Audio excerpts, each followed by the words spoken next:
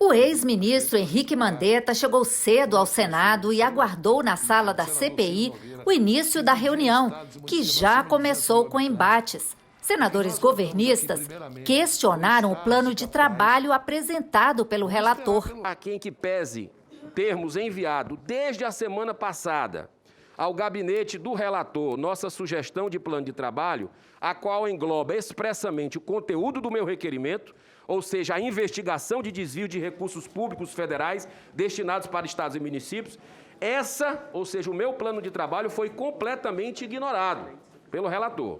Diante disso, buscando uma justa adequação no formato dessa CPI, venho suscitar a possibilidade de complementarmos o plano de trabalho apresentado pelo relator e, repito, ainda não votado, somando a esse trechos da minha sugestão, promovendo assim uma equiparidade no tratamento dos requerimentos 1371 e 1372. Ciro, o Palácio do Planalto está tranquilo, não precisa você ficar desesperado no nome deles, não. Eu não estou desesperado. Desesperado está o senhor que quer encobrir o desvio dos governadores. Não, eu sou oposição ao governador do meu estado. Mas não parece. Mandetta só começou a depor às 11 da manhã. Na condição de testemunha, teve que fazer o juramento de dizer só a verdade. Na fala inicial de 20 minutos, detalhou as ações iniciais do Ministério, assim que começaram a aparecer os primeiros casos da doença. A partir daí, respondeu dezenas de perguntas.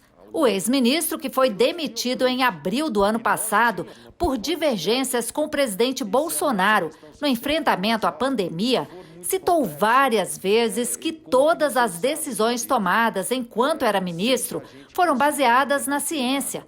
Disse que o ministério acompanhava de perto o que acontecia em outros países para se antecipar e que sempre defendeu o isolamento social nas reuniões ministeriais, apesar das resistências, e que era constrangedor ficar explicando por que o ministro da Saúde ia por um caminho e o presidente por outro. Nós seguíamos o que nós tínhamos de seguir, as recomendações que nós tínhamos nas nossas mãos, e o que a gente presenciava que era público. Isso não é nenhuma novidade para ninguém, para os senhores, para a imprensa, enfim, é que havia, por parte do presidente, um outro olhar, uma outra decisão, um outro caminho que ele decidiu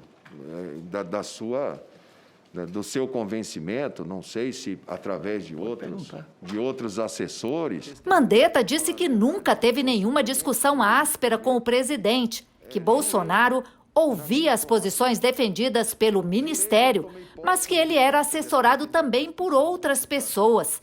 Citou que o presidente duvidava das projeções sobre a pandemia e falou sobre a reunião em que se discutiu a mudança na bula da cloroquina. Testemunhei várias vezes reunião de ministros onde o filho do presidente, que é vereador no Rio de Janeiro, estava sentado atrás tomando as notas da reunião. Eles tinham constantemente reuniões com esses grupos dentro da presidência. Eu tive dentro do Palácio do Planalto quando me fui informado, após uma reunião, que era para eu subir para o terceiro andar, porque tinha lá uma reunião de vários ministros e médicos que iam propor esse negócio de cloroquina, que nunca eu havia conhecido. Quer dizer, ele tinha um assessoramento paralelo. Nesse dia havia sobre a mesa, por exemplo, um papel não timbrado de um decreto presidencial para que fosse sugerido daquela reunião que se mudasse a bula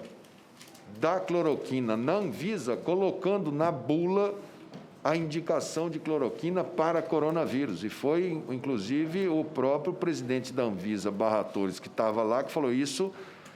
Não. Mandetta disse que, na época em que esteve no ministério, ainda não havia perspectiva próxima de uma vacina, mas se houvesse, ele teria ido atrás.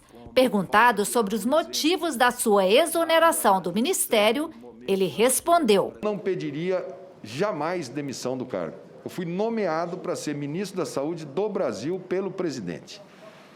O cargo de ministro da Saúde, ele em situação de pandemia, eu tinha um paciente doente, eu tinha que ficar com o meu paciente à revelia de tudo e de todos, baseado no que eu tivesse de melhor. Eu acho que o presidente não gostou, não quis, achou por bem ter um outro ministro também, um colega que vem aí na sequência, Taj, ficou lá 20, 30 dias e depois encontrou o ministro que parece que é o que ele teve melhor afinidade nas suas ações. O meu compromisso era com o meu paciente chamado Brasil e eu não o deixaria em hipótese alguma, mas também não negociaria os valores, não negociaria a formação que eu tenho.